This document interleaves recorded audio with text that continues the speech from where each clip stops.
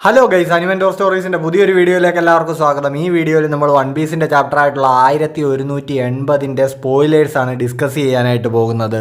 കഴിഞ്ഞ ചാപ്റ്റർ ആ ഒരു ക്ലിഫ് ഹാങ്ങറിൽ കൊണ്ട് നിർത്തിയപ്പോഴേ നമുക്ക് മനസ്സിലായ ഒരു കാര്യമാണ് ഈ ചാപ്റ്റർ കിടിലമായിരിക്കുമെന്ന്. ആ ഒരു പ്രതീക്ഷ എന്തായാലും തെറ്റിയിട്ടില്ല.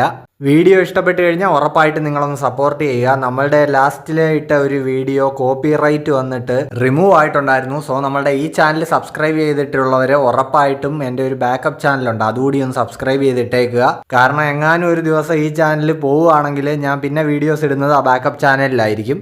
ഓക്കെ ഗൈസ്, അപ്പോൾ നമുക്ക് വീഡിയോയിലേക്ക് പോകാം. ഈ ചാപ്റ്ററിൻ്റെ പേര് ഒമൻ എന്നാണ്. ഒമൻ എന്ന് പറഞ്ഞു കഴിഞ്ഞാൽ ശകുനം. അതിപ്പോൾ നല്ല ശകുനമാണോ ചീത്ത ശകുനമാണോ എന്നുള്ളതേ അറിയാനുള്ളൂ. ഇപ്പോൾ എന്തായാലും ഇമു എൽബാഫിലേക്ക് വന്നല്ലോ, സോ ഉറപ്പായിട്ടും ചീത്ത ശകുനമായിരിക്കും. ഇമു ഇപ്പോൾ നേരെ എത്തുന്നത് സോറോയുടെ ഗ്രൂപ്പ് ഉള്ളിടത്തേക്കാണ്. അവിടെ ഗേഡിന്റെ കയ്യിലിരിക്കുന്ന സോമേഴ്സിനെ ഇമു ഫ്രീ ചെയ്യുന്നുണ്ട്. സോ ഇപ്പോൾ ഇതിനിടയിൽ ഇമു ഗേഡിന്റെ വിരലുകൾ അരിഞ്ഞു കളയുന്നുണ്ട് ഗൈസ്. അത് ശരിക്കും വലിയൊരു ട്രാജഡിയാണ്. കാര്യം ഗേഡ് മുൻപ് ഒരു ചാപ്റ്ററിൽ പറഞ്ഞിട്ടുണ്ടായിരുന്നു അവൾക്ക് മനുഷ്യരുടെ കുപ്പായങ്ങൾ തയ്ക്കാനായിട്ട് ഭയങ്കര ഇഷ്ടമാണെന്ന്. നമ്മുടെ സ്ട്രോ ഹാറ്റ്സിന് ആ എൽബാഫിലെ കോസ്റ്റ്യൂം ഒക്കെ തയ്ച്ചു കൊടുത്തത് ഗേഡാണ്. സോ ഇപ്പോൾ ആ വിരലുകളാണ് ഇമു അരിഞ്ഞു തള്ളിയിരിക്കുന്നത്. സോറോ ഇപ്പോൾ പുള്ളിയുടെ സ്ട്രോങ്ങസ്റ്റ് ആയിട്ടുള്ള ഒരു അറ്റാക്ക് ഇമുവിന് നേരെ ചെയ്യുന്നുണ്ട്. King of hell Onigiri. Emu ഇപ്പോൾ സിമ്പിളായിട്ട് ആ അറ്റാക്ക് അവൻ്റെ വാല് കൊണ്ട് തടയുന്നുണ്ട്, ആ ചെകുത്താൻ്റെ വാല് കൊണ്ട്. എന്നിട്ട് ഒമൻ എന്നും പറഞ്ഞൊരു ചെറിയ ബ്ലാക്ക് ഫ്ലെയിം ഉണ്ടാക്കിയിട്ട് അത് സോറോയുടെ മുഖത്തേക്ക് എറിയുന്നു. സോ അപ്പോൾ അതാണ് ഒമൻ. അത് ഇമുവിൻ്റെ എന്തോ ഒരു സ്പെല്ലാണ്. അതുമൊന്ന് മുഖത്തടിച്ചിട്ട് സോറോയ്ക്ക് നല്ല രീതിയിൽ പരിക്ക് പറ്റുന്നുണ്ടെന്ന് പറയുന്നു. ഈ ഒമൻ എന്നുള്ള സ്പെല്ല് ഉപയോഗിച്ചിട്ട് സോമേഴ്സിനെ ഇമു പഴയപടിയാക്കുന്നുണ്ട്. എന്നിട്ട് ഇമു കറുത്ത ചിറക് വിരിച്ച് അവിടുന്ന് എങ്ങോട്ടേക്കോ പറന്നു പോകുന്നു.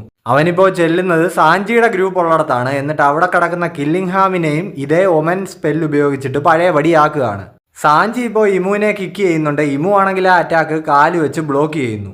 എന്നിട്ട് സോറോയെ അറ്റാക്ക് ചെയ്തതുപോലെ തന്നെ ആ ബ്ലാക്ക് ഫ്ലെയിംസ് വെച്ചിട്ട് സാഞ്ചിയെ കിക്ക് ചെയ്യുന്നു. അങ്ങനെ ഒരു വലിയ പൊട്ടിത്തെറി തന്നെ അവിടെ ഉണ്ടാവുകയാണ്. ഇമുവും ലോക്കിയും നേർക്ക് നേർ നിൽക്കുന്നിടത്താണ് നമ്മുടെ ഈ ചാപ്റ്റർ അവസാനിക്കുന്നത്. സോ അപ്പോൾ മോൺസ്റ്റർ ട്രയോയിലെ 2 പേരെ ഇമു വീഴ്ത്തിയിട്ട് ഇപ്പോൾ ലൂഫിയുടെ അടുത്തേക്ക് ഫൈനലി വന്നിരിക്കുകയാണ്. ലോക്കിയുടെ അടുത്ത് തന്നെ ലൂഫി ഉണ്ടല്ലോ.